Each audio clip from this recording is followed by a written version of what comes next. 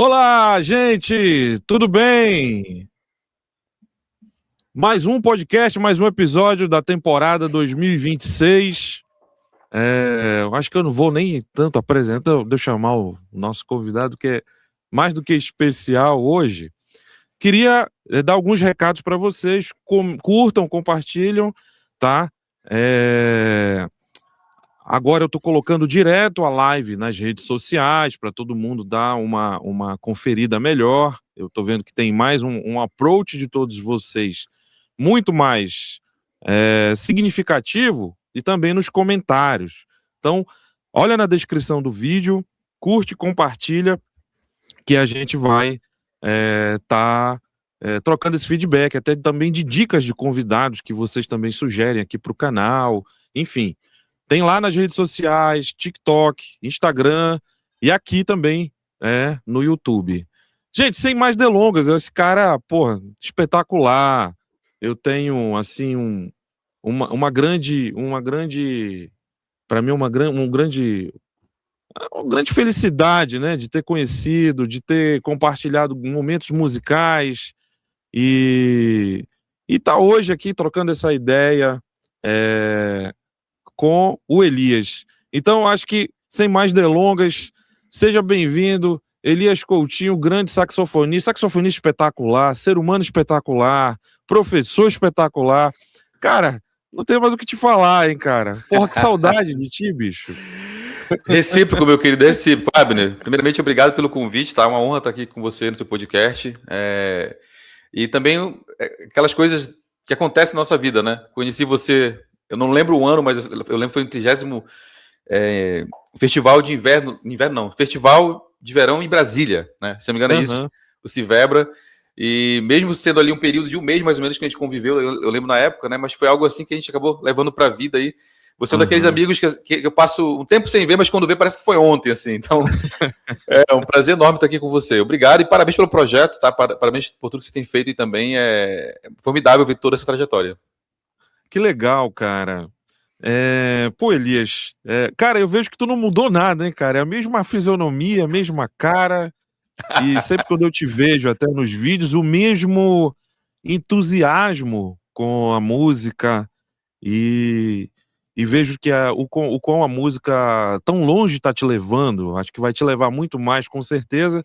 Mas vejo assim a trajetória. Que legal isso, cara. Fico muito feliz e vejo que o teu canal tem muita gente. Tu és um cara de referência. Não só para mim, mas para todo mundo que está começando, que já está no meio da batalha musical, da vida musical, e também de gente que é mais velho que a gente, né? Que também já viu a galera te elogiando pra caramba. Mas eu queria voltar lá do início, e depois tu vais falar dos teus projetos atuais. Como é que foi o teu encontro com a música? Como é que foi a tua história com a música? Até chegar no teu encontro com o saxofone, que é o teu instrumento, e a tua voz, que tu tens se colocado, e a gente tem te conhecido musicalmente. Como é que foi essa tua história com a música? Como é que foi o mosquito que picou? Aonde foi? Com quem foi? Conta aí legal. pra gente. Bem, primeiro, obrigado pela bondade aí sobre estar do mesmo jeito. Na verdade, os cabelos brancos não existiam e eu tinha mais cabelo. Agora tu não, eu tô olhando assim, fora o cabelão, que eu lembro que tu usava um cabelão na época. Mas tipo assim, tá a mesma coisa. Quero saber qual é essa água que tu tá bebendo aí, entendeu? Que a idade não muda. Mas então, na verdade, assim, eu sou evangélico, né? E eu venho de uma família de evangélicos também. E acabou acontecendo que esse contato da música me veio através da igreja. O primeiro momento, na realidade, é até interessante. a minha história ela começa meio que misturando as bandas militares, ao mesmo tempo que misturando também com a banda de música de igreja. Por quê? Porque, na realidade, eu tenho um tio, né, chamado João Eufrásio, que é o irmão da minha mãe, e que ele serviu na Marinha, né? Ele serviu na Marinha no Rio de Janeiro. Ele saiu do Ceará, foi para o Rio de Janeiro, serviu durante muitos anos lá, e ele falava muito para minha mãe, olha, eu tô aqui na Marinha e tudo mais, tô vivendo algo que para ele enxergava como algo muito bom, né? E ele falava muito isso para minha mãe, olha, acho que se tu colocar os teus filhos, não somente eu, né, os filhos para servir, estar no serviço militar, acho que seria algo muito bom, e principalmente na música. Ele já enxergava isso. O interessante é que ele não é músico, mas ele enxergava que havia um futuro relacionado à música na Força Armada. Então, isso foi uma recomendação que ele dava com muita frequência para minha mãe. E devido a isso, a minha mãe ela colocou eu e meus irmãos para aprender música, né, num projeto que tinha na igreja. Então, o propósito da minha mãe era meio que duplo, né? Eu costumo dizer que, na verdade, que eu comecei a tocar pelo propósito dos outros, que no caso era o propósito da minha mãe. Eu não tinha interesse nenhum até aquele momento.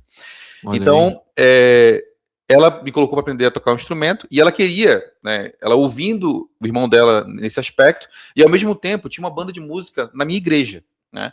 Uma banda de música que naquela época ainda tocava na igreja, dobrados das forças militares, né? Os dobrados ali. Por quê? Porque a grande parte dos músicos que estavam na banda de música eram músicos que ou eram militares, né, ou estavam vinculados a alguma coisa das forças militares. Então o repertório que se fazia na igreja, quando eu comecei a tocar, era dobrado. Não eram hinos evangélicos, eram dobrados. Olha então só. Eu comecei com esse propósito inicial ali, né, da minha mãe, de servir na casa de Deus e, ao mesmo tempo, ter uma profissão, né? Digamos assim, ela já visualizava como uma possibilidade em algum momento. Então, eu comecei a aprender na igreja, comecei a aprender com um trombonista, né, que hoje é pastor na Assembleia de Deus, mas na época ele não era pastor, ele era o regente da banda de música, e assim com muitas limitações, né? Muitas limitações. Por exemplo, ele mal sabia as digitações do saxofone. Eu lembro até que ele pediu para a irmã dele, né, me ensinar ali algumas digitações, ela não sabia todas também. E foi aquela coisa muito rústica mesmo, mas foi por ali que eu comecei, e foi ali, e foi até interessante. Teve um momento, Abner, nessa trajetória, ali inicial ainda, né, que eu tinha muita dificuldade. Eu costumo até dizer o seguinte, as pessoas elas olham, né, a gente que já toca, e elas sempre têm aquela imagem de que, tipo, a gente que toca sempre tocou pra caramba, e sempre foi assim, né, sempre foi fácil. E eu quase desisto de tocar o instrumento, porque eu ainda venho daquela metodologia de pegar a teoria, pegar o Bona, e depois de lição X do Bona que você pegava o instrumento, né? Então, eu lembro que era a lição 55, se eu não me engano. Depois da 55, que você poderia pegar no instrumento. Eu não conseguia passar da lição, não era 3, era 8. A lição 8 do Bona, que é de colcheias, é quando aparece colcheias, que eu lembro até que era um exercício de terças, que era Dó, Mi, Ré, Fá, Mi, Sol, Fá, Lá, Sol. Era isso. Eu passei quase 3 meses nessa lição e eu não conseguia passar dela. Não era nem coisa de... Eu não conseguia ler, eu não conseguia entender como é que funcionava 2 batidas dentro de um pulso. E eu quase desisto da música, quase que eu não avanço por causa dessa lição. E eu lembro que o Jacó, né, que foi meu professor, o pastor Jacó hoje, ele falava assim, ó, se depois de pegar no instrumento, tu quiser desistir, beleza, eu não vou ser contra, mas antes do instrumento eu não permito que tu desista. E eu dei o gás ali, né? Dei o gás, foi muito difícil essa lição. Eu não lembro como eu passei dela, mas eu lembro que eu passei muito tempo nela e eu consegui chegar lá na lição 50 e pouco. E eu peguei o instrumento. E depois que eu peguei o instrumento, aí foi que as coisas realmente começaram a acontecer. Eu já tocava flautinha doce, tinha um grupo de flauta doce da igreja. Mas eu lembro que essa lição ela foi marcante para mim e foi que quase me fez desistir da música, né? Quase que eu não era músico por causa dessa lição. Mas depois que eu peguei o saxofone, aí as coisas andaram, né? Tipo, aí eu comecei a buscar referências. Eu lembro de um vizinho na frente de casa que eu via. Eu lembro isso foi muito marcante para mim também. Um vizinho que colocou uma fita na época do Kennedy. Ele era fã do Kennedy, esse vizinho, não era músico, morava na frente de casa. E ele colocou essa fita para tocar lá, e eu ouvindo do outro lado. Eu fui lá com ele, tipo assim, eu fiquei ouvindo aquilo, eu pedi para fazer uma cópia da fita e tal. Mas aí foi que a primeira vez que eu, digamos assim, na época não era essa coisa que a gente tem hoje da internet tão fácil, né? Então foi a primeira vez na minha vida que eu ouvi um som, né, de um saxofonista profissional. E eu falei, caraca, bicho, é assim que soa o negócio, entendeu? E foi ali que começou a busca por tudo isso, né? Então, não venho de uma família de músicos, mas tudo começou aí nessa influência das bandas militares e ao mesmo tempo da igreja. Entendi. E aí tu começa a ouvir, então a tua primeira influência, de fato, como um saxofonista, vira o Kennedy, né? Kennedy, total. E provavelmente vieram muitos outros aí. Pode falar mais ou menos como é que foi Posso. Na realidade, a grande maioria das minhas primeiras influências, elas são totalmente relacionadas ao meio gospel, né, ao meio evangélico. Uhum. Porque até então, né, como eu comentei antes, né, a gente não tinha YouTube, a gente não tinha rede social da forma que a gente tem hoje, até o acesso à internet era bem limitado, então as coisas que a gente tinha era muito aquelas referências locais, né? Então na Sim. igreja, na época, a igreja passava por um momento que, digamos assim, o meio gospel ele estava lotado de solo de saxofone. Era tipo, fazia parte, como posso dizer, da estética daquele momento, o solo de saxofone. Praticamente todos os grandes hits evangélicos daquele momento, eles tinham algum solo, ou o próximo grande hit que ia sair tinha algum solo de saxofone, né? Então as minhas primeiras referências foram o Zé Canuto, que gravou com praticamente todo mundo, Marcos Bonfim, Ângelo Torres, né? Esses três saxofonistas, eles fizeram parte total, assim, da minha trajetória inicial com o saxofone. Só mais tarde, eu lembro que indo para a capital do meu estado e começando a estudar no conservatório, que eu comecei a ouvir, por exemplo, o saxofonista como David Sambor, que ainda estava muito próximo daquilo que eu ouvia na igreja, né? Então você vê que eu venho numa trajetória que envolve totalmente saxofone pop, né? Ali começando com Kennedy, depois os saxofonistas dentro do meio evangélico, depois uma referência que é o David Sambor, que, digamos assim, que influenciou todos esses saxofonistas evangélicos, né? Então, assim, as minhas primeiras referências, todas elas são relacionadas ao pop. Eu até lembro a primeira vez que eu ouvi, por exemplo, Kenny Garrett. Eu lembro que meu professor, que era também um saxofonista mais voltado ao pop, ele já categorizava aquele saxofonista como um saxofonista que soa estranho, certo? E eu, como alguém que estava aprendendo, né, e não conseguia enxergar também beleza naquela forma de tocar. E quanto mais eu fui estudando e me aprofundando, foi que outras referências vieram, né? Eu lembro até que o Kenny Garrett, que no primeiro momento me causou estranheza, foi um saxofonista que depois eu passei uns 5, 6 anos ouvindo exclusivamente só ele. Tipo, foi um saxofonista que eu ouvi exaustivamente toda a discografia. Na verdade, eu sempre tive muito disso, sabe? Tipo, todas as vezes que eu tinha uma referência, eu era cíclico em ouvir a mesma referência, às vezes a mesma música. Eu já passei coisas assim, de passar uma semana literalmente em loop, ouvindo a mesma música. Olha. Então, essas foram coisas que eu sempre busquei fazer, tá? David Sambor, por exemplo, foi um saxofonista que eu conheço a discografia dele inteira. Né? Todos os discos, praticamente, muito raro uma música que eu não conheça dele, assim como Kenny Garrett. Esses dois saxofonistas, eu colocaria dessa forma, tanto David Sambor, Kenny Garrett e Eric Manital foram saxofonistas que eu ouvi, assim, exaustivamente, de verdade. Olha só, cara. E...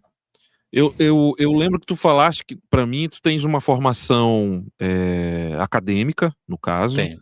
Tu ingressou em que ano na faculdade? Com que idade tu tinhas? Tá, ó, eu costumo dizer o seguinte, tem coisas que eu sou muito bom em dizer assim, ó, isso aqui, isso aqui, isso aqui. Data, eu fico impressionado quando eu vejo, tipo assim, as pessoas falando, olha, no ano de 2002 eu estava não sei onde, eu sou terrível nisso. Eu tô até montando ali um arquivozinho relacionado a isso, mas assim, eu sei que eu entrei na universidade em 2000... eu me formei em 2007, porque eu fui lá recentemente na universidade, eu achava até que eu tinha me formado em 2005. Eu cheguei na universidade e eu vi a placa lá na universidade, né, dizendo o ano que eu me formei, que foi 2007. Então, eu sou de 2007, sou da segunda turma de bacharéis do estado do Pará. Não havia o curso de bacharel em saxofone no estado. Não havia. Legal. Olha aí. O professor Dilson Florencio, né, que é essa grande autoridade do músico, do mundo erudito no Brasil e no mundo aí, que abriu aqui no estado do Pará essa turma, né?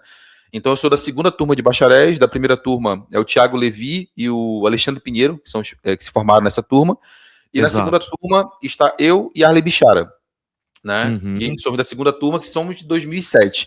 Então, vou fazer uma matemática aqui agora mesmo, que eu falei, não sou bom de datas, tá? Então foram 4 anos de graduação, né, onde eu me formei em 2007, 2006... Deve ter sido 2003, talvez. 2002, 2003. Isso aí. Por aí eu estava ingressando no conservatório, iniciando ali a trajetória, digamos assim, através de um meio formal, né? Foram 4 anos de conservatório e depois de mais 4 anos de graduação com o professor Dilson Florencio, né? Isso aí foi fundamental na minha trajetória. Foi a primeira vez, digamos assim, que eu comecei a conviver num meio mais profissional, com músicos que viviam de música. O que é muito interessante nesse ambiente, né, de conservatório, de universidade, é que você convive diretamente com a música profissional, né, com músicos profissionais, e você vai começando a ser inserido de maneira direta em ambientes profissionais. Comigo aconteceu de maneira um pouco mista até. Quando eu era aluno ainda do conservatório, eu lembro do primeiro trabalho profissional que eu fiz, que foi substituindo o meu professor. O meu professor, Arley Bichara, ele ia ter um evento chamado Fest Christi, né, que é um festival da Igreja Católica, que acontece no estado do Pará, onde vem grandes nomes do meio católico, e ele ia fazer banda base para esse festival. Ele não ia poder participar, e ele me indicou para ser substituto dele.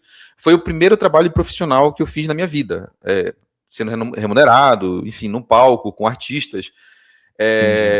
E tudo, ou seja, isso só foi possível ali porque eu estava nesse meio, né? Ali, substituindo o meu professor e convivendo com profissionais. Então, assim, esse meio é bem interessante também por causa disso. Olha que legal. Cara, por falar, a gente falou em alguns nomes aí. Tiago e Arlen, mandar um abração aqui. E quero muito vocês aqui. A gente vai alinhar umas datas aí para trazer. E o professor Dilson, que é um amor de pessoa, né? Um ser humano que eu imagino que musicalmente mudou, acho que tua vida musical ali, né? Nesse ambiente acadêmico, né? Na tua parte musical, enfim, o que te deu uma grande base também, né? Te ajudou bastante nesse sentido, né? Muito. O Dilson costuma dizer o seguinte, como ser humano, a sensação que qualquer aluno tem, tá? Isso aí eu já tive a oportunidade, graças a Deus, viajando, assim, conhecer um grande número de alunos do professor Dilson, e a relação com todo mundo é interessante. Somos todos músicos de personalidades muito diferentes, né? São pessoas, então você encontra um ou outro, e tem um mais brincalhão, tem um mais retido, tem um mais tímido, tem tudo aquilo, né? Mas quando a gente vai falar do Dilson, o respeito é como se a gente estivesse falando literalmente de um pai. A sensação que eu tenho todas as vezes que eu encontro com os alunos do Dilson é mútuo isso. Isso é interessante, isso, sabe? Verdade. A sensação que a gente tem falando dele, ou o respeito que todos os alunos do Dilson têm, é esse respeito, como se a gente estivesse literalmente falando de um pai, de uma pessoa que é muito importante para todos nós, tá? Isso falando do ser humano. Quando a gente vai para o músico, eu não sei dizer o que é maior, sabe? Tem uma cena assim que é muito marcante para mim. Eu lembro que eu não era aluno dele ainda, foi nesse primeiro ano que ele começou a vir para Belém. Eu lembro que ele solou com a banda sinfônica na época. Eu tocava na banda sinfônica junto com Arley e outros músicos ali. Eu lembro que o Dilson ele tocou uma música chamada Olhos Negros. Cara, eu lembro de um momento assim no ensaio que a gente estava ensaiando sem ele, né? Sem os solistas, era ele no saxofone, a professora Adriana Zulay no piano. E eu lembro que a gente estava ensaiando sem eles. Aí, quando perto do festival, ele chegou e a gente foi ensaiar com eles. Eu lembro no momento da peça onde ele começou a tocar algo tão extraordinário que literalmente a banda inteira parou de tocar, o maestro estava regendo, o maestro, toquem, e todo mundo parou para ouvir aquilo. Foi exatamente isso, tá? Foi algo extraordinário. Eu lembro que foi a primeira vez que eu ouvi alguém tocando staccato duplo, naquela velocidade, daquela forma, incrível, sabe? Tão musical, não era só performático, não era só tipo assim, alguém fazendo um malabarismo, não, era alguém fazendo algo musicalmente incrível. E muito difícil. Eu lembro que a banda inteira parou assim, todo mundo ficou olhando para ele, parou a música, ele olhou para todo mundo começou a aplaudir ele, sabe? Então, assim, o Dilson é esse ser humano incrível e esse músico de igual ou superior grandeza, sabe? Alguém que eu tive a honra, realmente, eu tenho a honra de dizer que foi meu mestre, que continua sendo meu mestre, que sempre que eu encontro com ele, há muita sabedoria no que ele fala, no que ele pensa, a visão dele da música e de mundo. Então, assim, uma pessoa que agregou muito e agrega muito ao mundo do saxofone no nosso país, sem dúvidas. Pô, que legal, bicho, que bacana. E pós-formado, tu já trabalhava antes, acho que tu no período já da faculdade, né? Já estava trabalhando, atuando, né? Sim. Teve até um negócio que eu sempre conto assim, sobre a minha história, que é interessante. Meus pais, eles me apoiaram muito, né? Como eu falei ali, tudo iniciou com minha mãe com esse propósito inicial que não era dela, era do meu tio, mas ela agarrou para ela. Mas eu lembro que teve um momento interessante na minha trajetória, que foi ali pelos 17 anos, mais ou menos. E eu lembro que eu escutei a pergunta, que para mim, na época, foi uma pergunta doída, mas eu entendi o porquê estava sendo feita, e mais tarde, claro, que me veio muito mais clareza disso, né? Mas eu lembro que foi a pergunta da minha mãe, que foi o seguinte, ela perguntou, o que tu quer fazer da vida? O que tu quer fazer? Nisso eu já estava estudando saxofone, eu comecei no saxofone com 11, 12 anos, né? Então, tipo assim, ela me fez aquela pergunta, e eu lembro que na época foi dolorido ouvir, porque para mim era muito claro o que eu queria, né? Mas eu percebi ali que houve uma dúvida dela. E até porque até aquele momento eu tinha 17, mas meus pais, por exemplo, eles são cearenses, né? Meus pais Sim. vieram do Ceará, trabalharam muito no Ceará. Meu pai tem uma história de muito trabalho, assim como minha mãe. Uhum. E eles vieram para o Pará, e no Pará a gente encontra muito famílias cearenses que são muito trabalhadores. Grande parte das vezes são Uhum. comerciantes, e aquele nível de trabalho assim de praticamente 24 horas de trabalho, tá? E descansa o É. mínimo que for possível. Meus pais são essas pessoas. Então, como havia na minha família esse ciclo, às vezes, do filho também ser comerciante e abrir um novo comércio, ter o apoio do pai para isso, ou às vezes não, continuar trabalhando com o pai e levar isso para frente, Aham. talvez a minha família tivesse também alguma perspectiva em relação a isso, né?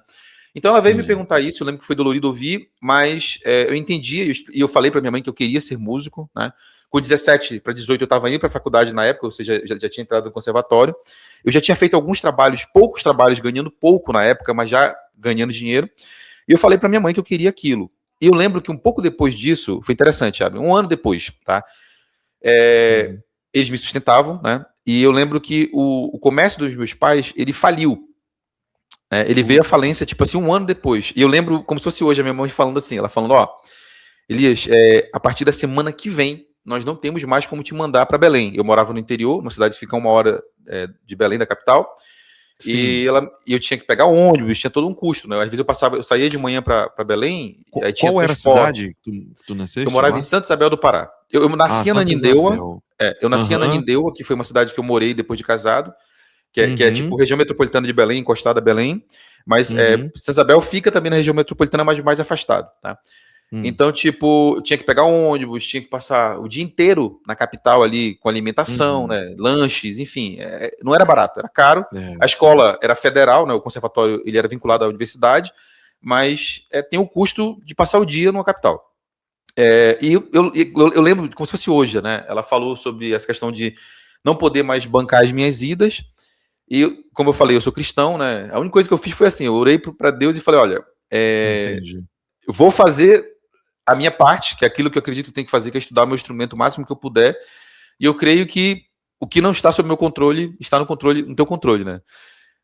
E graças a Deus, sabe, daquele dia em diante, que ali eu tô falando 18 anos já, né, na maior idade, daquele dia em diante nunca me faltou o trabalho na música. E daquele dia em diante, ou Uhum. seja, com 18 anos em diante, graças a Deus, eu me sustento integralmente da música, integralmente, nunca precisei fazer qualquer outra coisa que não estivesse vinculada à música. Uhum.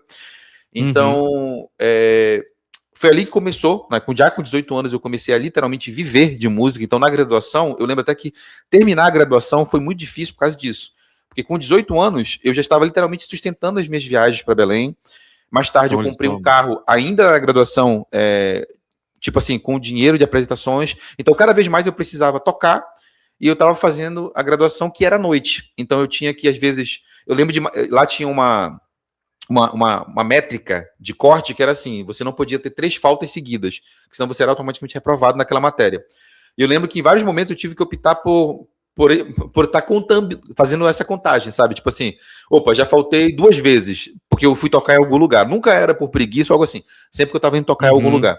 Então fui tocar, opa, então a próxima eu tenho que ir, eu tenho que Entendi. assistir. Então, assim, eu lembro que no terceiro ano da faculdade, quase que eu tranco, porque foi muito difícil, porque eu estava tendo que optar entre trabalhos de se manter e terminar o nível superior. E até nisso, o Dilson, nessa gentileza de pessoa que ele ao mesmo tempo que um músico de alta performance exige de todo mundo uma alta performance, mas ele é sempre muito compreensível com todos os processos, sabe? Eu lembro que no meio de tudo isso aí, eu fiz uma cirurgia de retirada da vesícula, e eu lembro como se fosse Olha. hoje, sabe? Tipo assim, que depois de um processo ali de recuperação, eu fui fazer a prova, e ele me deu uma média proporcional ao meu esforço. Eu lembro de como se fosse hoje, sabe? Que eu poderia ter não feito recital, eu poderia não ter, não, digamos assim, por tudo que eu estava passando de cirurgia, tentado fazer depois, mas não, eu fui Sim. atrás, estudei o máximo que eu pude. E eu lembro dessa fala, sabe, dele, tipo assim, olha, eu tô dando uma média aqui proporcional ao esforço do Elias, que foi mesmo depois de uma cirurgia, tá aqui fazendo a prova, com peças muito difíceis. Então, assim, ele sempre foi esse ser humano aí incrível que, não somente ali num contato humano, mas dentro do processo de graduação, dentro do processo de ensino do saxofone, me ensinou muito. Aham. Então, tipo assim, sobre a questão que você perguntou, né, que foi em relação a viver de Sim. música, desde os 18 anos eu já vivo de música integralmente, né? Caramba, hein, bicho. É uma coisa que me chama muito a atenção, por exemplo. nós que não somos do norte do Brasil, a gente não está interligado com o sudeste, com o sul, né? Que são teoricamente as áreas mais desenvolvidas tecnologicamente no país. É, é, é um esforço triplicado, né, cara? Porque o Belém já é um celeiro muito grande de grandes músicos, né? Que saíram o Brasil afora, mundo afora, enfim. E eu imagino, assim, tá falando aí, tu tá contando a tua história que se parece com a minha, que se parece com milhões de pessoas que é do Brasil, mas que milhões de pessoas, principalmente Norte e Nordeste, que é muito, muito, muito mais exaustivo e muito mais difícil, né?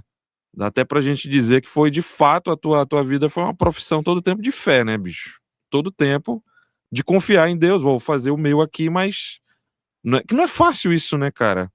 Não, não Hoje, a informação ela tá muito bem difundida. E uma coisa que eu prestei atenção, até no teu canal, quando tu começou a dar as aulas, as primeiras aulas no teu canal do YouTube, eu acho que, não sei se deve ter outros canais também, né, de informação, aonde tu repassa. Uma coisa que eu prestei muito atenção em ti, e que eu acho que foi reflexo das tuas superações, a maneira como tu passa a informação, ela é muito bem... parece que tu tá explicando para uma criança de 1 ano até um cara de 80. É isso que eu achei muito legal, essa psicologia saxofonística que tu usou, eu acho que eu posso dizer assim. Como é que foi o teu start para te criar o canal e tá passando hoje um dos canais mais bem visitados no país, mais procurados, tu como um professor? Como é que te deu esse start, Elias? Foi toda essa história? Dá uma explicada nesse sentido, porque tem pessoas de todos os níveis fazendo aula contigo hoje, creio eu. Sim. Às vezes, a gente mesmo, que é colega e tal, às vezes tem uma dica assim, não, porra, vou lá no canal do Elias, acho que ele explica isso aqui. Como é que é isso que faz, né? Tá, Então, assim, legal. eu acho muito legal o teu, assim, esse repasse da informação, do conhecimento. Tá.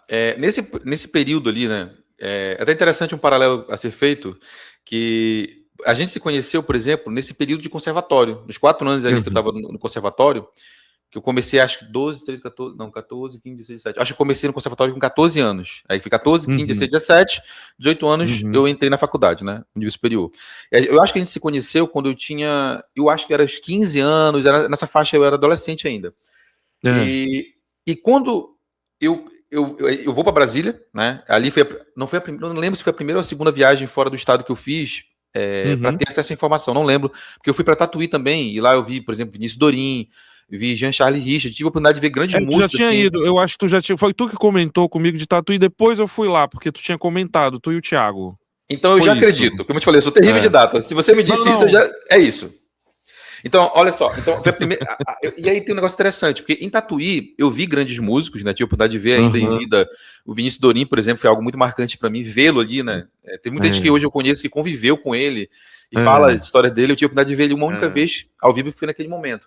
Mas assim, ele foi um dos poucos saxofonistas de popular, naquele nível, né? Que eu vi assim ao vivo tocando. O Vinícius foi esse músico que eu vi. Mas o segundo lugar onde eu vi assim músicos de altíssimo nível tocando foi em Brasília, ali quando eu conheci você, né? Que aí eu vi o Ademir, Thiago do Espírito Santo, Kiko Freitas, enfim, foi um ano assim que tinha grandes músicos concentrados naquele festival e foi incrível, né? E o que aconteceu nesse processo desses lugares? Naquele momento que eu vi ali em Tatuí, em São Paulo, esses músicos tocando, eu vi que havia no mundo, aliás, né? Porque como a gente está falando de uma época que a internet ainda era muito limitada. Era outro mundo, né? Outro mundo. Então, assim, literalmente, às vezes a gente está falando isso aqui, tem gente hoje que tem a facilidade que tem, não imagina que Exatamente. A gente, por exemplo, que não tem tanta idade ainda, assim, viveu isso, a gente viveu, né? Então, eu vi ali que havia um mundo imenso de música que eu não conhecia e que não havia na minha cidade. Esse é um ponto importante ressaltar, tá? Belém tem grandes músicos, assim como você já pontuou. Alguns deles não moram mais em Belém, não estão lá.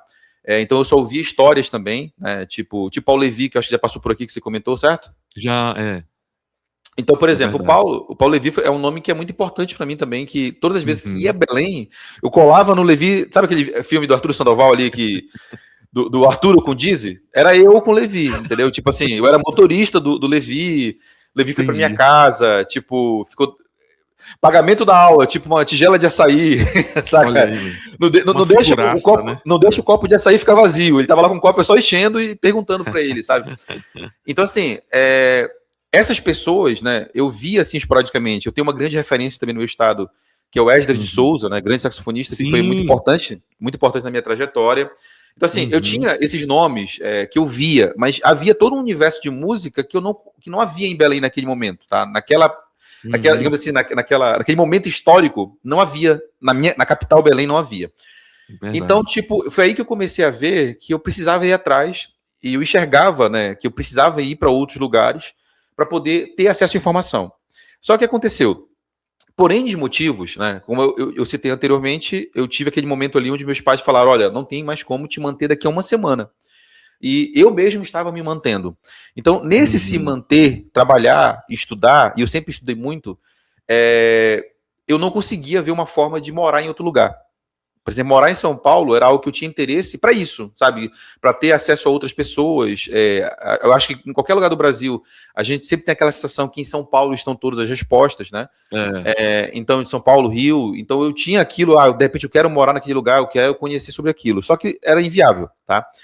E foi aí que eu comecei, na época, com a internet que havia naquele momento, a internet de escada, que você tinha que esperar da meia-noite, de repente, para ser um momento que tinha menos pessoas conectadas, e você esperar, tipo, ao invés de esperar 15 minutos para abrir uma página, esperar 10, vamos dizer assim, para abrir uma Ixi. página, né? Era disso que a gente estava falando. Então, assim, É. naquela época eu comecei a pesquisar sobre informação, procurando realmente em fóruns americanos, com toda a dificuldade de não dominar o idioma, e às vezes ter que Uhum. traduzir método. Eu lembro ainda que hoje você pega ali e joga numa IA, por exemplo, para traduzir um método, É. para você traduz inteiro, né? Isso não havia na época. Então, às vezes tinha que procurar a palavra por palavra, em dicionário, e traduzindo. Eu cheguei a viver isso. E foi nessa procura que já na graduação, na época do bacharelado já, eu encontrei, na época, inicialmente, uma plataforma do saxofonista Bob Reynolds, né, que hoje é muito conhecido, saxofonista do Snack É. Puppy, tocou durante muito tempo com o John Mayer, um grande saxofonista, toca do jazz Isso. ao pop, assim, formidável. É. E eu encontrei a plataforma do Bob Reynolds. E, cara, essa plataforma, como eu falei, eu tinha dificuldade ainda do inglês, né, mas tinha na época, tem hoje, ele tem a plataforma ainda, aulas incríveis, assim, que foram transformadoras para mim, tá? Onde eu tive contato com o Dilson, por exemplo, com a metodologia para tocar erudito, para tocar clássico. Eu sou formado em Exato. clássico, mas me faltava uma formação, me faltavam certezas. As certezas que eu tinha no erudito, eu precisava ter no popular. E eu não tinha, certo? Então, foi tendo contato com a plataforma do Bob Reynolds que eu comecei a ver várias matérias de estudo, de organização principalmente, sabe? Tipo assim, organização de estudo que fizeram uma diferença enorme para mim. Enorme. Então, foi vendo, por exemplo, a organização dele de estudo, como ele estudava, como ele indicava que fosse feito o estudo do saxofone popular, que eu comecei a moldar uma forma de estudar o popular. Porque aí entra um ponto que é importante, tá? Eu sempre enfatizo que é muito complicado para um músico brasileiro pegar uma metodologia de outro lugar e só jogar aqui como se fosse fazer sentido cultural. E Uhum. não faz. Uhum. Porque, por exemplo, Verdade. quando você vai para uma metodologia americana, por exemplo, que é muito falada, né? E você tenta jogar aqui, eu vejo muita gente tentando fazer isso. Tipo assim, eu vou pegar uma metodologia de estudo da improvisação de pattern, e lick e transcrição, esses 3 pilares. Aí eu vou jogar para todo mundo aprender a improvisar. Quando você joga no nosso país, um país que tem uma deficiência educacional de base, isso não funciona. Isso não funciona justamente porque você. Ou melhor, vou até refazer a frase. Isso não funciona em larga escala. Não tem o mesmo efeito que tem lá fora. Por quê? Uhum. Aqui no nosso país a gente tem uma deficiência de base. Então, quando você pega um músico de base que deveria saber várias coisas técnicas, que deveria saber em harmonia, por exemplo, várias coisas que são básicas para eles, você vai criar músicos deficientes em sua maioria. Eu não vou falar que essa metodologia não tem efeito, porque você tem pessoas aí que conseguiram desenvolver, mas a Aham. tendência é que não se consiga isso. E foi tendo contato com o Bob que eu vi vários pontos que, tipo assim, que faltavam para mim, e que eu precisava desenvolver, e vários outros pontos que eu já sabia, porque eu tinha tido acesso àquela informação fora de ordem. Só que um Entendi. problema que eu tinha com o Bob era o seguinte, é uma plataforma incrível, aulas incríveis, só que eu não tinha acesso ao Bob. Né? Tipo, ele postava as aulas, você podia perguntar ali num chat abaixo das aulas, ele respondia, mas era aquela coisa ainda mais distante, né? Foi então que eu fui atrás, continuei indo atrás de músicos. Eu lembro que na época foi que eu descobri que se eu quisesse na época, eu poderia ter tido aula com o Eric Marental, por exemplo. Foi aí que começou a abrir meus olhos para isso. Porque, por exemplo, eu comecei a ver que os músicos lá de fora, eles davam aula via Skype na época. Então eu até lembro que acho que o Eric Marental era coisa de $150 na época. Mas eu encontrei o Alex Terrier, tá? Alex Terrier, que é um saxofonista parisiense que mora em Nova York, que toca na Amigos Big Band já há muitos anos, né? Então, assim, e esse cara, ele foi fundamental na minha trajetória, assim, fundamental mesmo. Por quê? Ele foi o cara que, tipo, ele fala francês e inglês, né? O idioma dele materno é o francês, mas eu mandei mensagem para ele, eu falei, olha, eu queria ter aula contigo, mas eu não falo inglês. Ele falou, olha, eu já fui ao México algumas vezes, eu estou aprendendo espanhol, e se você topar, você paga a aula, e a gente faz uma aula experimental de 30 minutos. Se a gente conseguir se comunicar, a gente faz a aula oficial. Fechou? Fechou. Na época, eu fui pesquisando ainda, né, tipo assim, como eu falei, eu poderia só ter, me conter por não saber o inglês, né, mas eu fui e procurei alguma ferramenta que eu pudesse falar com ele. E eu encontrei na época um plugin que instalava no Skype, chamado, acho que era Cloud Fisher, Peixe Palhaço, o nome do aplicativo, né? Que instalado ao Skype, eu escrevia em português, chegava para ele em inglês e vice-versa. Ele escrevia em inglês, chegava para mim em português. Então, legal. Eu sempre estudei inglês, mas eu sempre, tipo assim, eu conseguia ouvir às vezes, entender o que está sendo falado, mas eu não consigo falar, né? Então, às vezes ele estava falando, eu entendia, mas quando eu não entendia, eu escrevia, e ele ia lá e escrevia para mim e eu conseguia compreender. E a gente conseguiu se comunicar, eu fiz aulas com o Alex Terrier, até hoje eu tenho essas aulas gravadas, né? Que ele me enviava as aulas e tal, então, tipo assim, essas aulas foram fundamentais. Por quê? Foi interessante. Na primeira aula que eu tive com ele sem saber minha trajetória, sem saber nada, ele falou assim, você é um músico de clássico. E eu achava que já tocava alguma coisa de popular, sabe? Então ele olhou para mim e falou, você é um músico de clássico. E só de me ouvir tocar, ele sabia disso, e eu achava que eu tinha um timbre relacionado ao popular. Então ele foi me trazer conceitos relacionados à sonoridade, que eu já tinha visto algumas coisas na internet, mas, tipo assim, não tinha sido lapidado em detalhes, sabe? Entendi. Então ele me trouxe esses conceitos de como estudar o som do saxofone, realmente um som relacionado ao saxofone popular, ao jazz, ao pop, e ele que me trouxe como estudar a improvisação de uma maneira. Ele foi aluno da Berklee, né? Então, assim, ele que me trouxe, tipo assim, ó, tá faltando isso aqui tu já sabe, mas falta isso aqui para te praticar. Então, ele me trouxe isso. Aí, agora, saindo desse paralelo para responder diretamente a sua pergunta. Abner, eu sempre tive muita dificuldade de aprendizado. Como eu falei, eu quase desisto da música por causa de uma lição do Bona. Então, a música não foi fácil para mim, tá? Mas eu nunca coloquei essa dificuldade que eu tinha de aprendizado como um obstáculo. Para mim, eu só tinha uma outra forma de aprender, e se eu não aprendia de uma forma, eu ia para outra, e se, enfim, aconteceu isso na minha trajetória de ter acesso a uma informação no momento errado, e eu fui naquilo fundo, e depois alguém me corrigiu, e eu, beleza, vou ter que fazer isso aqui, vou para frente. Então, eu fui essa pessoa que tive muita dificuldade de aprendizado. Então, como eu tive dificuldade, eu sempre busquei, ao ensinar para essa pessoa como eu. Eu lembro até de um argumento, uma fala que o Thiago vai me dar essa licença de falar aqui, eu já falei sobre outras vezes e não se incomoda. O Thiago é uma pessoa que é o oposto de mim, sabe? O Thiago é um músico mega talentoso, assim, mega. Incrível, eu sou fã do Thiago, um grande amigo, uma pessoa que sou muito fã, que hoje está fazendo um trabalho fenomenal em Belém, né? Ele é professor da Escola da Universidade Federal de Música do Pará, e, tipo assim, tá formando muita gente boa, tem muitos saxofonistas incríveis surgindo no Pará, e isso é fruto do trabalho do Thiago. E o Thiago, ele sempre foi o oposto meu. Qual é o oposto? Eu sempre fui aquele que tinha que praticar muito para entender alguma coisa, e o Thiago era aquele que ouvia algo e falava, já entendi. Era assim. E eu lembro, o Thiago umas vezes falou assim para mim, Elias, por que tu explica tantas vezes a mesma coisa? Tipo assim, na primeira eu já tinha entendido. Aí eu falei pro Thiago, é porque eu tô ensinando para pessoas que não entendem como você. Você entende? Então, assim, a minha forma de ensinar, ela está muito vinculada à minha forma de aprender mesmo. Então, às vezes, por exemplo, para a pessoa que aprende mais rápido, vai parecer que eu sou prolixo. Você repete muito a mesma coisa. Mas a verdade, como eu falei, eu estou procurando nessas várias formas de ensinar, conectar, de repente, com aquela pessoa que não aprendeu na primeira. E isso é uma máxima hoje metodológica minha, Abner, para você entender. Quando eu vou abordar um aluno, eu trago para ele uma forma de ensinar. Se ele não conseguir desenvolver, eu nunca vou olhar como se, tipo assim, fosse uma dificuldade do aluno. Eu vou entender que foi uma dificuldade minha de ensinar. Então, eu vou tentar ensinar de uma outra forma para que ele possa compreender, tá? Claro, eu tô contando aqui que esse aluno não é preguiçoso e não foi falta de interesse, né? Que tem também esses casos, mas sim. se alguém que a gente percebe que realmente tem interesse, mas a informação não conseguiu alcançar ela para transformar ela, eu conto sempre que é uma pessoa que está precisando aprender de outra forma e eu que preciso me reciclar, de repente, para trazer essa informação. Entendi. Tu acaba desenvolvendo novas aprendizagens dentro da tua própria metodologia ali, né? Até agregando também com determinados temas do instrumento, técnicos e tal, e trazendo isso para a realidade brasileira. Pelo menos a impressão que eu tenho é essa que eu vejo em ti. Geral, assim.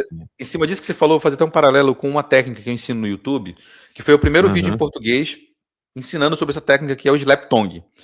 Sim. O Slap Tongue, o professor Dilson, por exemplo, é porque o Slap Tongue ele tem uma limitação técnica relacionada a... Vamos dar a palavra? Às vezes a fisiologia, tá? Que é, por exemplo, uma pessoa que normalmente não consegue fazer isso aqui, ó. Que ela não consegue fazer isso, esse vácuo na língua e fazer essa sucção, ela vai ter um pouco mais de dificuldade de fazer o slap. E foi engraçado, porque assim, quando tem esse vídeo na internet explicando o slap, são 25 minutos de aula ensinando o slap passo a passo. Eu até lembro que o Ademir, por exemplo, me falou que ele mandou uma mensagem, tipo assim, tô ouvindo esse vídeo aqui. E é interessante, né? Porque, tipo assim, ver um mestre, uma pessoa que eu considero um mestre para mim, que vai assistir um vídeo meu sobre uma técnica para de repente entender alguma coisa ali. Mas esse vídeo que tá lá organizado de como fazer, eu não aprendi dessa forma. Tipo, eu primeiro tentei fazer, consegui fazer, depois que eu consegui fazer, eu fui tentar analisar. O que eu tô fazendo? Minha língua tá fazendo uma sucção aqui, né? A minha língua tá fazendo uma sucção na palheta. Legal. Então eu fui perceber o que eu estava fazendo. Então minha língua está fazendo um buraco no meio para que haja um espaço de vácuo. Ela pressiona e eu crio esse vácuo e puxo, né? Entendi. Quando eu vou fazer com som, eu já jogo um pouco mais de ar e já deixo a embocadura formada ali para o som ser gerado e eu ter o som do slap. Então, ou seja, eu conseguia fazer, mas eu fui entender como eu fazia para sistematizar isso em uma forma de ensino. Isso foi algo que quem vê lá o vídeo no YouTube não imagina que é isso, tá?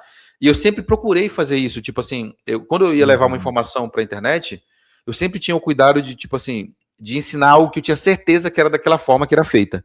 Então, eu aprendi a técnica, eu desenvolvia a técnica, eu ia olhar como eu fazia a técnica e para depois eu ensinar a técnica. Eu sempre tive esse cuidado. Então, eu concordo com a sua fala, digamos assim, de que eu sempre busquei analisar minha forma de ensinar para poder realmente trazer alguma coisa diferente. É bastante a impressão que me passa, assim, quando eu te vi desde a primeira vez, assisti lives tuas, assim, ficava prestando atenção. Eu falei, caramba, é verdade e tal. Aí você vai lá, testa, pô, deu certo, legal, né? Cada um vai encontrando também seu caminho ali também dentro da história, né? Sim. Elias, eu vou colocar na descrição do canal aqui, teu canal aqui, na descrição do vídeo. Posso? Por favor. Claro, por favor. Legal. Atualmente, Elias, como é que tá a tua vida não só de professor, tu também leva a frente também de endorser, além de performance. E como é que tá tuas histórias e os teus projetos atuais nesse momento, assim, tu pode contar? Tá. Dentro de todo esse processo que a gente veio falando, né, sobre ensino e tudo mais, eu fundamentei a minha trajetória, tenho fundamentado, aliás, a minha trajetória através dos meus cursos, né, através depois daquele processo, como eu falei, que o online, ele foi para mim a forma como eu aprendi o saxofone popular, né? A minha formação no saxofone popular, ela foi toda online. Ela foi toda através de músicos que estão literalmente em outros países, né? Foi assim que eu tive acesso ao saxofone popular. Então, mais tarde, isso me veio justamente como algo que as informações, eu comecei a trazer essas informações para online e fomentando cursos. E Uhum. hoje eu sou, digamos assim, integralmente mantido por cursos, ou seja, eu vivo literalmente de venda de curso online. Essa é a minha principal atividade hoje, né? Eu já fui concursado, por exemplo, da Guarda Municipal de Belém durante 13 anos, Olha. e entreguei a instituição, né? Não estou mais na Guarda. Então E tem hoje uma banda sinfônica da Guarda em tem Belém? a Guarda, sim, a Guarda Existe. existe, Que a legal. Guarda, a Guarda Municipal de Belém, ela tem o quadro de músicos, né? Onde no meu Uhum. concurso eu passei para ser músico, ou seja, eu fiz o concurso de guarda municipal barra músico, GM02 músico. Então, é uma Mas você categoria não que... precisava só te interrompendo. Fique Quando à você vontade. passa para ser um guarda municipal, você não precisa ter aquele treinamento com armas nem nada, você vai direto pra banda de música, normal. Não, tem tudo. Na Ah, verdade, é? eu costumo dizer que é mais difícil ainda, porque o guarda músico, ele tem que ser guarda primeiro e depois músico. Ah, Você entende? Então, ou seja, todo o treinamento relacionado a tudo, arma, gás, fiz treinamento de gás, chorei que nem uma criança, que é tipo, olha toda só, aquela cara. relação toda, eu passei por Porque aquilo eu tudo. achava que isso era muito para as forças federais Especiais. ou Não. tipo assim, para quem entra na aeronáutica é obrigado a fazer, que a gente sempre ouvia essas histórias, né? Tem que fazer o curso lá para depois voltar pra banda, tipo assim, né? É que as guardas é até interessante, né? Como eu prestei concurso para isso e vivi na guarda durante É, muitos anos, é até interessante. A guarda, ela é a força mais antiga, de certa forma, né? Vamos colocar dessa forma. Ela é a força mais antiga do país. Por quê? Qual foi a primeira força que veio para o país acompanhando, para o Brasil acompanhando a família real? Foi a Guarda Real. Concorda comigo? verdade. É. Certo? Então, ou seja, teoricamente, os guardas, essa nomenclatura, é como se fosse a força mais antiga, né? Claro que não, tipo assim, ao longo do tempo isso foi se dividindo em outras forças, como essa guarda, ela é categorizada como a própria marinha, por isso ela é tida como uma força Exato. mais antiga, mas esse serviço em si de guarda, de guarda patrimônios públicos e tudo mais, ele é muito antigo. Só que acabou Olha só. acontecendo ao longo do tempo, na história do nosso país, que isso se desenvolveu de forma diferente no país. Por exemplo, Uhum. a guarda municipal de São Paulo é uma das guardas mais bem remuneradas do país e tem o quadro de músicos também com uma banda muito boa. E em vários lugares do Uhum. país você encontra guardas municipais que tem, né? Bandas de músicas, bandas sinfônicas, tem big bands, por exemplo. E a Guarda Municipal de Belém ela tem uma história aí de mais de 20 anos, com grandes músicos, vários maestros que passaram por lá. Eu tive a honra de integrar esse quadro de músicos ali durante 13 anos. Foi algo que foi muito Que importante na minha legal. trajetória também. Algo que possibilitou, por exemplo, durante um período que eu precisei, né? Como eu falei ali, teve aquele momento que eu fui totalmente sustentado por mim mesmo ali, trabalhando na música, e teve um momento que foi fundamental com a guarda de ter esse dinheiro fixo, enquanto eu fazia outras atividades também. A internet, por exemplo, eu consegui começar com mais tranquilidade por causa desse período da guarda. Então, essa história está vinculada também à minha trajetória e foi fundamental ali para o meu desenvolvimento, com certeza. Olha que Você perguntou legal, uma outra bicho. coisa que eu acabei esquecendo aqui. Foi eu também. A gente A entrou gente na vai questão agora. lembrando. É. Tá. Mas o que eu achei interessante, tá, tu trabalhou na guarda, depois tu tem o canal, aí depois tu imigrou pra onde? Ah, Porque tu tá. tem um trabalho de Legal. endorser, lembra? Eu lembrei agora que você perguntou. É, Tá. Então, dentro desse processo, estou na guarda, continuo atuando como performance na cidade, viajando, exato. né? A guarda sempre me permitiu isso também.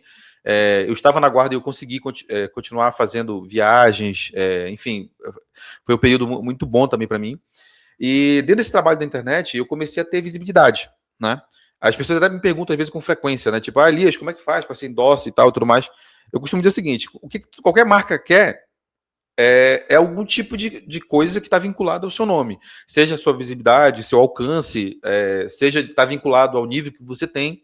E graças a Deus o trabalho que eu comecei a fazer nas redes, né, que hoje é considerado um dos pioneiros, na época eu não tinha noção que seria isso, né, mas eu sou Uhum, considerado um dos pioneiros do ensino online de saxofone no Brasil. E esse exato. trabalho ali naquele momento começou a chamar a atenção dessas marcas que queriam ter o seu nome vinculado, né, a alguém que estivesse fazendo um trabalho nesse sentido. E foi aí que grandes marcas começaram a me procurar, né? Hoje, eu já tive na minha história várias outras marcas que estiveram junto comigo, que acreditaram no meu trabalho, e algumas que estão desde o início. Uma delas é a Barclay, né, que é a questão de acessórios, de Uhum. boquilhas, correias. Então, a Barclay está comigo praticamente desde o início da minha trajetória. A gente está há muito tempo juntos. Hoje eu tenho a Barclay, sou endosse da Yamaha, também Yamaha do Brasil, Palhetas Gonzalez, o Will Piton no Braçadeiras. Então, assim, graças a Deus eu tenho várias marcas que acreditam no meu trabalho e que me apoiam. E, assim, essas marcas também, elas trazem para mim uma outra forma de trabalho. Tem um detalhezinho que eu achei importante fazer um paralelo de uma fala que você teve, que eu estava na hora de com isso para falar e acabei esquecendo e me lembrei agora. Você falou sobre a questão da dificuldade que nós temos no Norte e Nordeste. Isso aí é um negócio que, para mim, eu acho que é muito importante ser falado, sabe? Porque, assim, o que acaba acontecendo, eu vejo muitos discursos na internet, principalmente dos músicos do Sul e Sudeste, como se todo o Brasil tivesse a mesma realidade, sabe? Tipo assim, ou tratando, às vezes, o músico em si, como se todos eles no nosso país conseguissem atuar da mesma forma. E assim, eu não sou vitimista, eu não me coloco num posicionamento de vítima, tá? Sim. Mas, porque eu acredito, de fato, muito na seguinte questão. Eu acredito que se você quer, de verdade, como eu falei, a minha trajetória, quando minha mãe falou ali, por exemplo, que não teria mais condições, eu poderia não ter feito mais nada. Eu poderia ter focado somente, digamos assim, naquilo que era mais óbvio, que seria ajudar ela no comércio, ajudar meu pai. Exatamente. E eu fiz o oposto disso. Tipo assim, eu acreditei em Deus acima de tudo e naquilo que eu estava fazendo de trabalho para fazer o melhor possível. E dali em diante não me faltou trabalho, né? Mas as pessoas, eu vejo muito o discurso do Sul e Sudeste como se houvesse assim, tipo, você tem que sair para tocar, você tem que frequentar os melhores meios. Gente, isso não é geral, certo? Por exemplo, quando eu comecei a tocar, não estou falando de maneira pejorativa também, foi importante para mim, mas eu comecei a tocar com bandas que pagavam muito pouco e que eu tinha tudo para me afundar muito mais naqueles trabalhos. E não é porque eu queria, é porque é o que tinha. É o que tinha, e eu fazia aquilo. Aconteceu, às vezes, de eu sair numa quinta-feira para trabalhar, assim, de final de semana, quinta, sexta, sábado, voltava no domingo, né? De a gente fazer coisas assim, nesses dias, fazer mais de 9 shows. Sabe? 3 shows por noite, assim, show pra caramba. E chegar lá no final e o dono da banda falou: olha, pessoal, aquela velha frase, né? A portaria foi fraca e tal. Deu pouco, tá aqui, ó. É isso aqui. Então, assim, é muito bonito, né? A gente olhar para essa região. Hoje eu tô morando em São Paulo, né?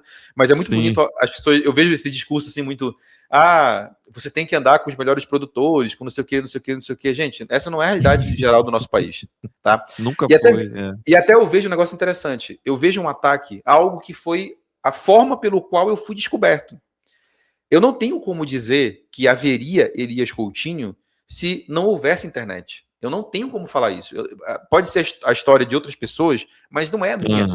Então, assim, você nunca vai ouvir eu falando assim, foca mais somente 100% no teu play, na forma de tocar, e esquece, por exemplo, a rede social, que vai dar certo. Eu não posso falar isso, porque isso não é a minha realidade. Isso não foi a forma como eu, Elias Coutinho, consigo até hoje sustentar minha família, morar num lugar legal, sabe? Dar uma qualidade de vida para minha família. Eu não posso defender isso porque não foi a minha realidade. Ou seja, não é algo que eu acredito porque eu vi outra pessoa viver, não. Foi algo que eu não tenho como defender porque não foi o que eu vivi. Então, assim, o músico do Norte e do Nordeste, ele sim precisa se reinventar, ele sim precisa fazer, às vezes, como você falou, 2, 3, 4 vezes mais. Tá? Para poder conseguir algo que aqui, às vezes você conhece alguém que te coloca num trabalho legal pra caramba de nível nacional, e você vai tocar, às vezes por ser um grande músico, às vezes por ser um músico mediano, mas você conhece aquela pessoa, e isso vai dar certo. Isso é algo que na minha região não vai acontecer. Na minha região não vai acontecer, digamos assim, de você... eu toco pra caramba e por causa disso eu vou estar num programa de circulação nacional, com artistas de circulação nacional, ganhando muito dinheiro. Isso não vai acontecer. Então, assim, a gente não pode tratar essas coisas como se fossem iguais e tipo assim, é igual para todo mundo. Faça desse jeito que vai dar certo. Não faça. A minha recomendação vai ser sempre o seguinte: faça o melhor que você puder com as ferramentas que você tem hoje, tá? Eu enxerguei lá atrás que se eu ficasse fazendo as mesmas coisas que todo mundo fazia no meu estado, eu teria os mesmos resultados. E foi aí que eu olhei para a internet e falei, cara, se eu quero ser enxergado lá fora, eu tenho que ir para esse lugar, que aqui está todo mundo olhando, independente se é sul, sudeste, fora do país, está todo mundo olhando para cá.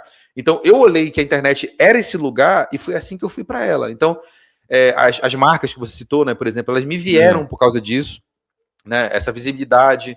Muita gente hoje que eu tenho a honra de chamar de amigo, que eu tenho o prazer assim das pessoas respeitarem o meu trabalho, elas só me conhecem por causa da internet. Não é porque eu acompanho um cantor de circulação nacional, não é porque eu estou tocando com 10 músicos que são conhecidos no Brasil todo e eu estou lá no meio e todo mundo me conhece por causa deles. Não é isso, tá? As pessoas me conhecem por causa do meu trabalho, que inicialmente era um trabalho criticado. Ah, é o blogueirinho, é o cara que só toca na internet, é o cara que toca no quarto. Mas hoje é um saxofonista que as pessoas têm que olhar o nível e tem que enxergar que há uma qualidade ou não, entendeu? A gente nunca vai agradar a todo mundo, faz parte, mas então dentro disso acho que é importante a gente ressaltar isso, sabe? Porque é muito fácil a gente olhar, tipo assim, para o Brasil e falar assim, não deu certo porque não queria. Não, não é isso não. A gente tem realidades muito diferentes. Assim, eu tive... Não, tudo que tu tá falando aí, porra, a gente viveu isso aí, né? E eu tive a oportunidade de morar um tempo fora do Brasil, tanto na Europa quanto aqui na América do Sul. E, cara, a vida musical de estudar, dos desafios técnicos, ela é a mesma. Mas o lance de procurar informação não é, cara. Não é. Até de ter um instrumento. Não é. A dificuldade na América Latina é hercúlea. Tu trabalha... acho que quase todos os músicos daqui que eu conheço vieram ter instrumento profissional um dia desses. Pra gente ter uma ideia. A gente sempre estudou instrumento que de quinta mão, sétima mão, décima mão, né? Assim, todo quebrado, não afina, tem que dar teus pulos com a boquilha que tem, com a palheta que tem, é isso aí, e é isso aí, bicho, né? Tu passou por isso, os meninos passaram por isso, então assim, eu lembro que na Suíça era muito engraçado, cara. Eu fui num conservatório de música e todo mundo tinha um Selmer, Mark Six, assim, uns garotos, assim, de 14 anos, assim, 13, 14 anos, tocando legal, bacana, tinha gente muito top. Aí eu fui conversar, assim, pra ver qual era a vibe, assim, da galera.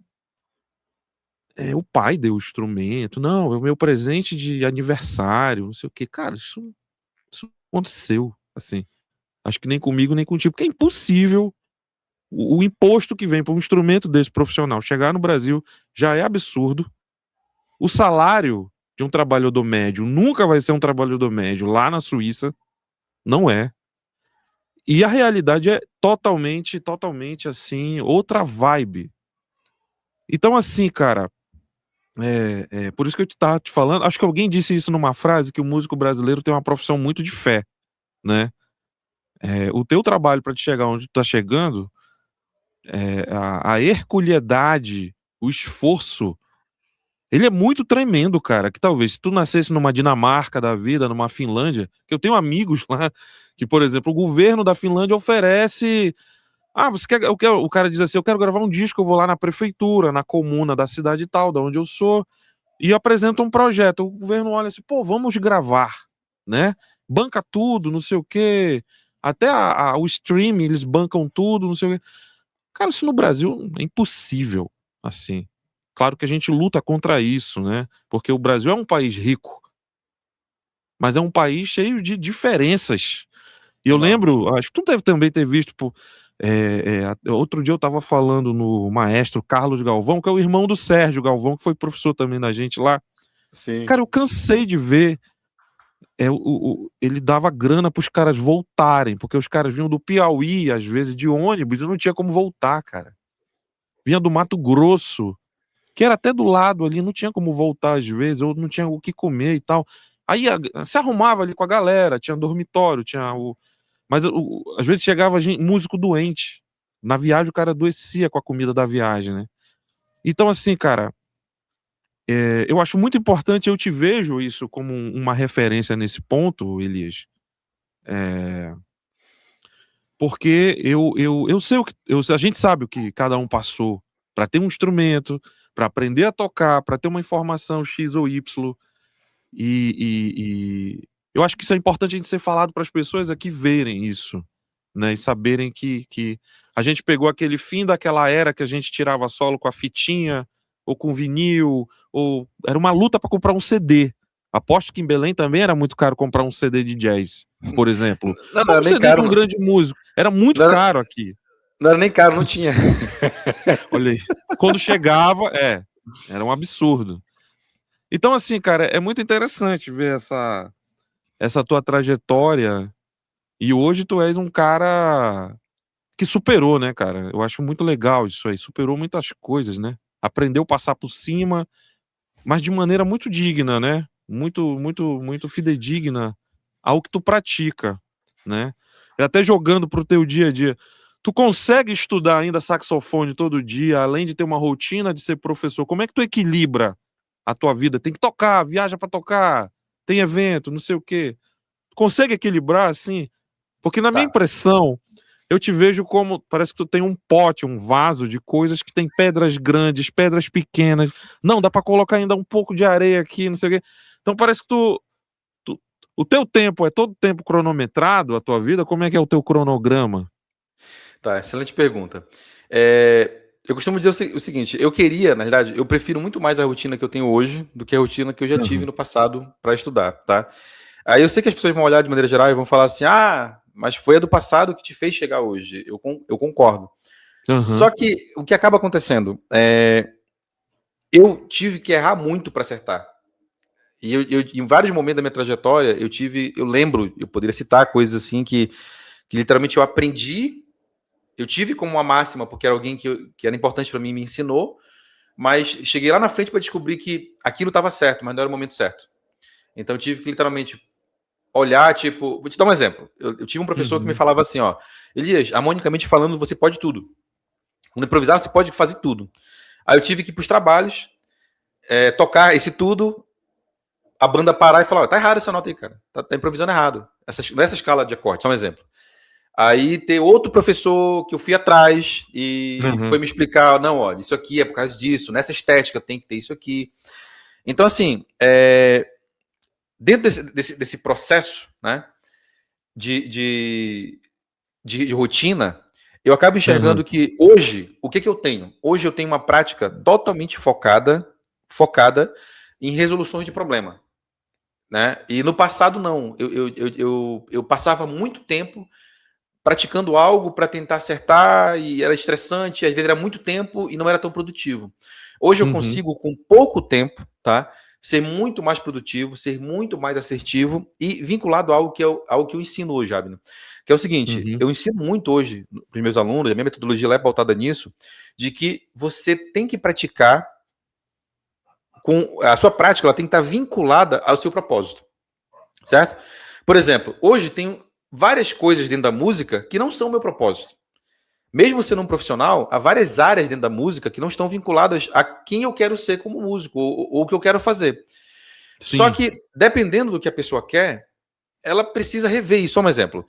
Será que todo músico, por exemplo, um músico que quer tocar na casa dele, ele quer tocar para se desestressar, ele não quer ser um grande músico, ele é um médico, por exemplo. Sim. Eu tenho, inclusive, alunos que são assim, que são médicos, que querem tocar o melhor que puderem, mas não é a profissão deles. Eles se encontram ali com outros amigos médicos e querem tocar, ter um momento de descontração, certo? Esse músico, será que ele tem que ter a mesma rotina que eu tive, a mesma rotina que você teve, a mesma vivência que você teve? Você entende? Então, hoje, eu olho muito para isso. E como a pergunta não é em relação aos meus alunos, mas sim a mim, eu hoje organizo a minha rotina justamente dentro disso. Ou seja, a minha prática, ela existe, ela continua, tá? Eu pratico praticamente todos os dias, tá?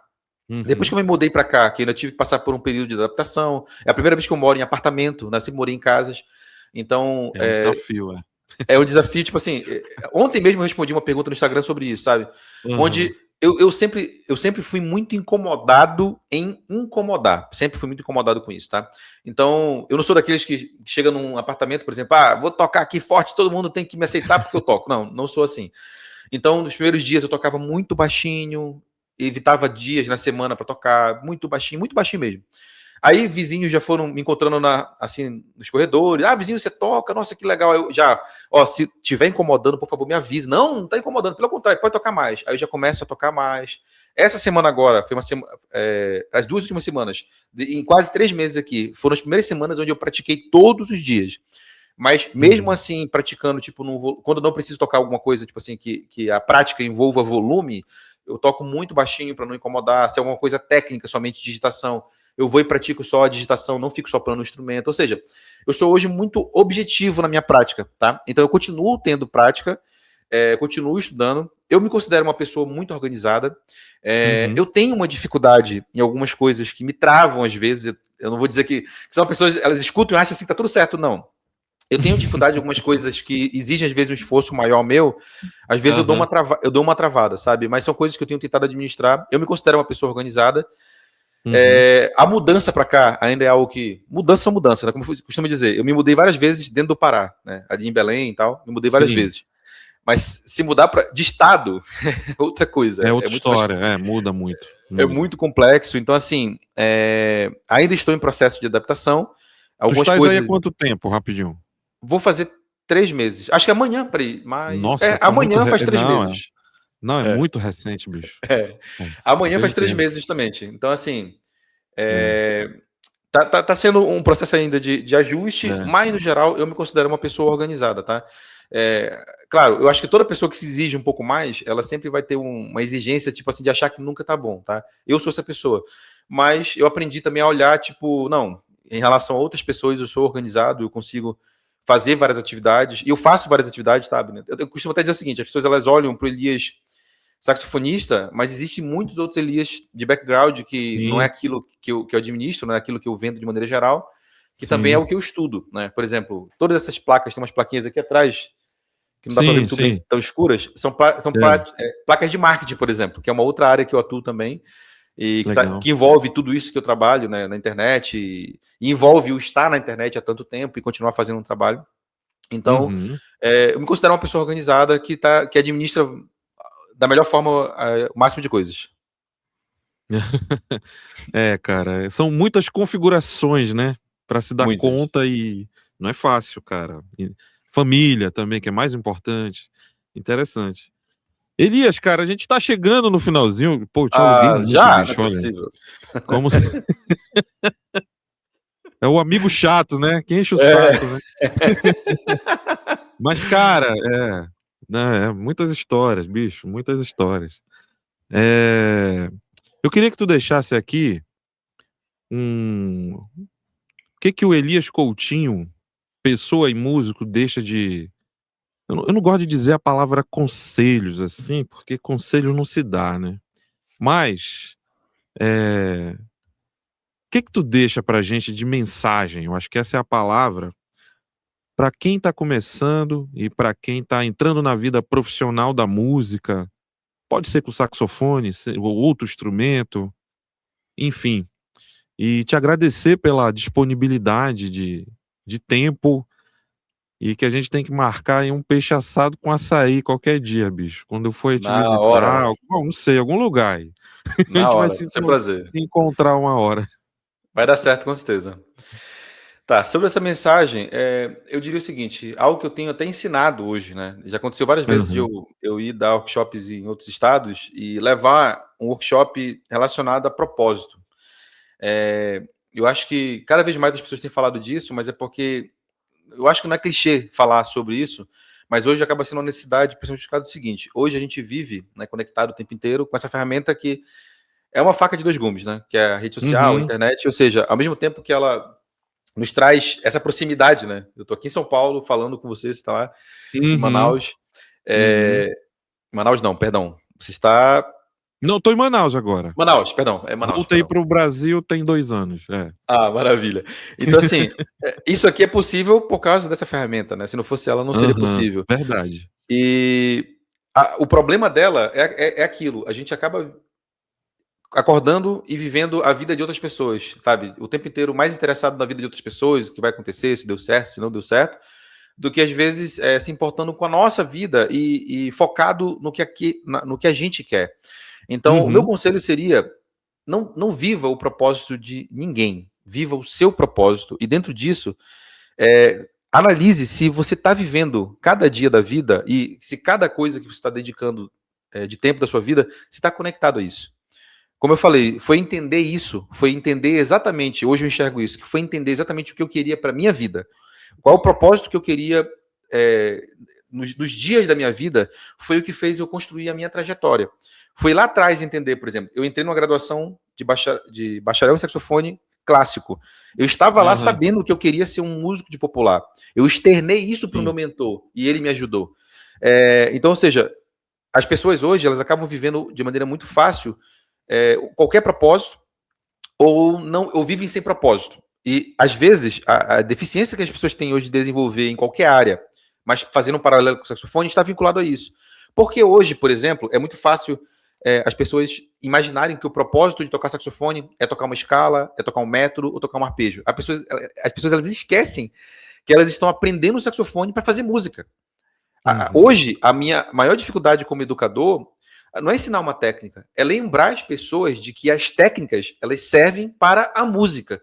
Ou seja, se eu vou aprender uma escala, é porque eu tenho que dominar, de repente, o tempo, a digitação, o som, para tocar uma música. Eu conheço pessoas hoje, eu tenho a honra de lidar com muitas pessoas todos os dias, né? Eu conheço muita gente que está há 20 anos, 30 anos tocando e não consegue tocar uma música. Se eu pedir para tocar um método, ela vai tocar. Uma escala, ela vai tocar. Mas se ela pedir para ela tocar uma música, ela não toca. Então, músicos, não esqueçam que um critério básico para que nós sejamos chamados de músicos é fazer música, é tocar música. A gente não vai ser reconhecido como músico pela escala que a gente sabe, pelo arpejo que a gente sabe, pelo método que a gente toca, se a gente toca ou não harmônico, não é isso. A gente é reconhecido por fazer música. Então, honre seu propósito todos os dias. Pense se as suas atividades e aquilo que você consome está te aproximando mais desse propósito ou está te distanciando mais. Isso com certeza vai fazer diferença. Pô, que legal, Elias. Que bacana, hein? Que legal mesmo. Que legal esse bate-papo. Pô, por mim se estenderia mais, mas eu sei que tu tens um montão de coisa para fazer. E, cara, te agradeço pela energia, pela energia positiva que tu tens e pela tua história, que tu compartilhou um pouco aqui com a gente, né? E pela tua música também, pela pessoa que tu és. Hoje eu sei que tu é pai já também, tem uma família, construiu a família. Vou até encerrar tocando a música que... Como era o nome do teu filho? Matheus. Matheus, pô, tá aí.